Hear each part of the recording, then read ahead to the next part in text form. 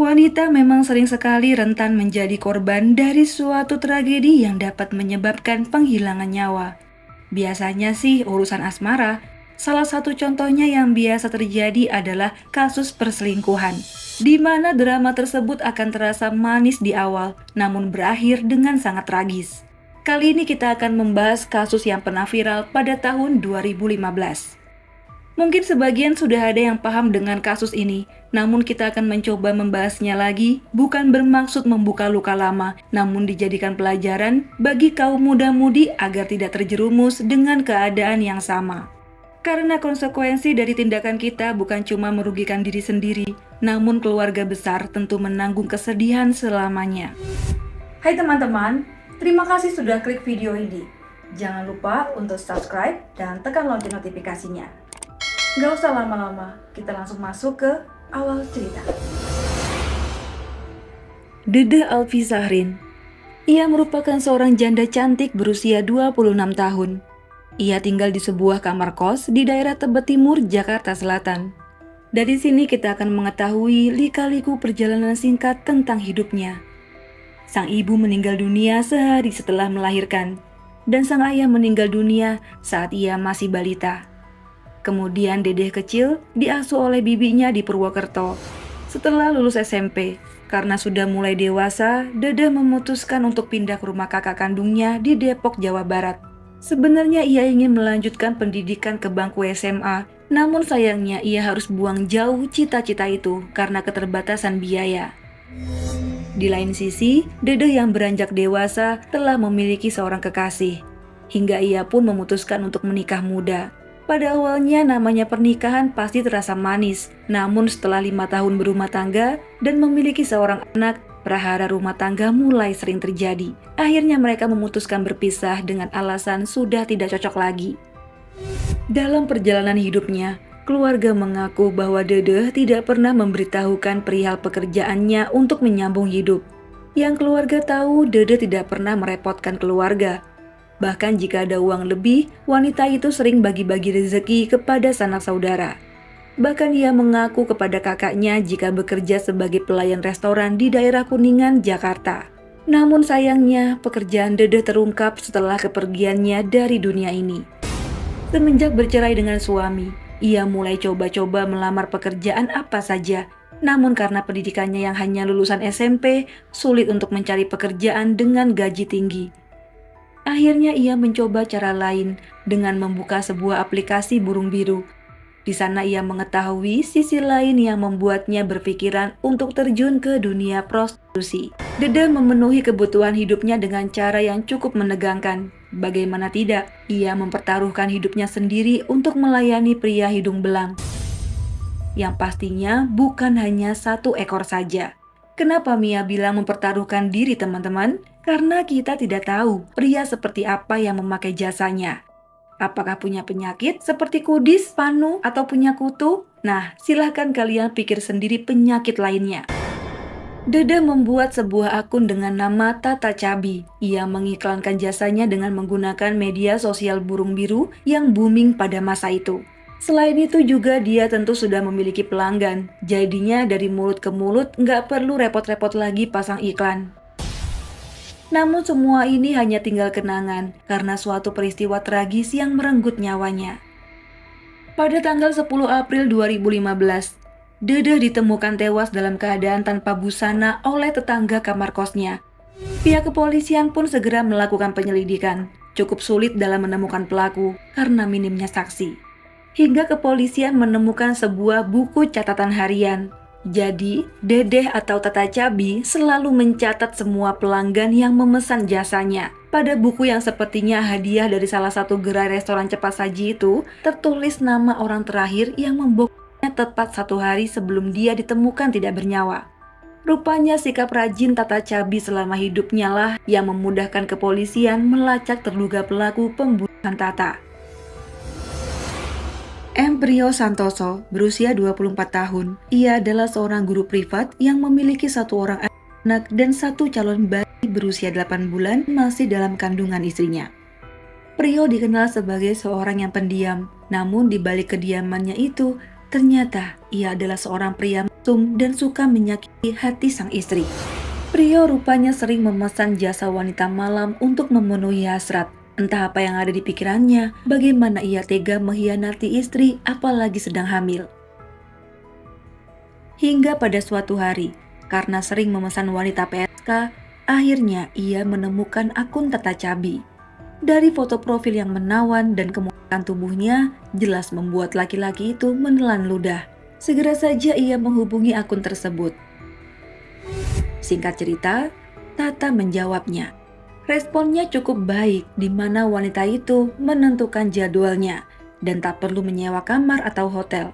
Tata sudah menyiapkan kasur hangat di kamar kosnya untuk pria-pria yang akan dikencaninya. Mendengar ini, Prio merasakan semangat yang membara dan secepat kilat segera mendatangi kos Tata dan melampiaskan nafsu bejatnya. Itulah saat pertemuan pertama kali mereka. Semenjak itu, pikiran Prio menjadi gundah gulana. Hari-harinya hanya kepikiran wanita tersebut. Rasanya ingin sekali berkencan lagi dengan Tata. Ada sensasi berbeda yang dirasakan oleh adik kecilnya. Hingga pada tanggal 10 April tahun 2015, Prio yang masih penasaran dengan kecantikan Tata, akhirnya ia mencoba lagi untuk memesan jasa wanita tersebut. Beruntungnya tak ada penolakan darinya. Nah, singkat cerita, di sore hari sepulang mengajar les privat, Prio langsung menuju kos Tata. Dengan menaiki kereta api dan harus berdesak-desakan dengan penumpang lain, membuat Prio sangat berkeringat. Keadaan Jakarta yang panas ditambah AC kereta yang udah gak bisa menyegarkan para penumpang, akhirnya keringat-keringat yang bercucuran itu membanjiri seluruh tubuhnya. Setibanya ia di depan kos, segera saja menghubungi wanita itu dan mengabari sudah sampai di depan kamar kos. Lantas, Tata langsung menyuruhnya untuk segera masuk saja ke dalam. Saat Prio masuk kamar, Tata yang memang terbiasa santai seolah mengacuhkan kedatangan Prio. Ya mungkin baginya, buat apa diperlakukan seperti seorang suami? Toh dia cuma pelanggan yang cuma buang air terus pergi. Gak perlulah pamit-pamitan. Yang penting bayar sampai abang puas. Namun entah kenapa nih, Prio merasa kesal banget ketika diacuhkan.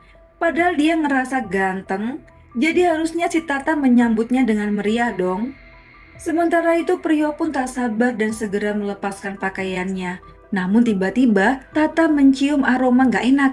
Menyuruh Prio untuk mandi dulu karena keringat yang menempel di tubuh Prio membuat pria itu terlihat lusuh, dekil, dan kucel. Aut-autan deh pokoknya.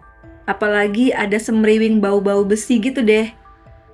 Awalnya Prio enggan. Akhirnya dengan alasan handuk milik Tata basah, Prio nggak jadi mandi nih dan langsung ingin bergumul saja dengan Tata. Ya awalnya wanita itu enggan, tapi namanya juga kerja dalam tanda kutip, ia nurut aja deh, yang penting ada duitnya. Nah, pada akhirnya mereka langsung melakukan hubungan dewasa dengan bermacam-macam posisi selama kurang lebih 30 menit lamanya. Kemudian di menit-menit terakhir, tiba-tiba Tata yang udah gak kuat lagi nahan bau badan mengutarakan bahwa ia menyerah dan menyuruh Prio untuk segera ejakulasi. Tak hanya menyuruh Prio ejakulasi ya teman-teman, saat Prio menempelkan badannya ke tubuh Tata, wanita itu mengumpat kepada Prio. Seperti ini ya contohnya. Duh, badan lu bau banget sampai pengen muntah rasanya. Buruan Gi, cepetan. Seketika konsentrasi pun buyar. Perasaan Prio yang awalnya sangat nafsu berubah jadi tegang. Merasa harga dirinya direndahkan, Prio gak terima. Hingga pada posisi nungging, ia langsung mencekik leher Tata dari belakang. Sontak, mendapat perlakuan ini korban kaget.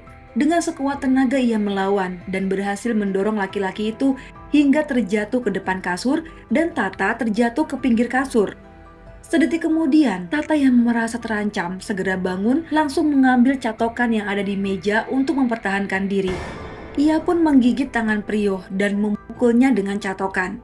Sayangnya karena perbedaan kekuatan, Prio pun berhasil mendorong jatuh Tata ke lantai. Disinilah wanita itu berteriak meminta tolong. Karena takut didengar tetangga, Prio yang udah gelap mata segera menutup mulut Tata dan melilitkan kabel catokan ke leher wanita yang sedang dalam keadaan bungkuk itu hingga lemas tak berdaya. Namun Prio yang melihat Tata masih bernafas, ia takut jika Tata akan berteriak kembali, sehingga ia menyepal mulut wanita itu dengan kaos kaki. Akhirnya karena kehabisan oksigen, ia menghembuskan nafas terakhirnya. Melihat Tata yang sudah tidak bernyawa lagi, Prio pun segera memakai pakaiannya dan bergegas melarikan diri. Tak lupa ia mengambil handphone, laptop, serta uang tunai sebesar 2,8 juta rupiah milik korban. Nah, rupanya sisi kebinatangan di dirinya masih ada. Sebelum ia keluar kamar, melihat kondisi tubuh korban yang bungkuk, ia lantas menutupinya dengan selimut. Dia pikir itu adalah kebaikan terakhir dari dirinya untuk korban. Hingga tubuh korban ditemukan pada keesokan hari. Kembali ke proses penangkapan. Prio ditangkap pada tanggal 15 April tahun 2015 atau selang 4 hari semenjak korban ditemukan. Prio berhasil ditangkap di rumahnya di daerah Bojonggede, Bogor. Pihak kepolisian Polda Metro Jaya menjelaskan, Prio ditangkap berdasarkan penelusuran sinyal handphone milik Tata yang dicurinya. Dengan ini, pelaku yang melakukan pencurian dengan kekerasan dan penghilangan nyawa dijerat dengan pasal 365 KUHP dan pasal 338 KUHP dengan hukuman maksimal 16 tahun penjara. Baik teman-teman, ada kalanya kita terpuruk dengan keadaan, di mana uang menjadi salah satu tujuan terbesar dalam hidup manusia. Tanpa didasari oleh keimanan, akhirnya menghalalkan segala cara untuk mendapatkan uang. Semoga kita semua diberikan rizki yang halal serta barokah. Sampai sini dulu video Mia kali ini, mohon maaf jika ada salah-salah kata. Sampai jumpa di video selanjutnya. Bye!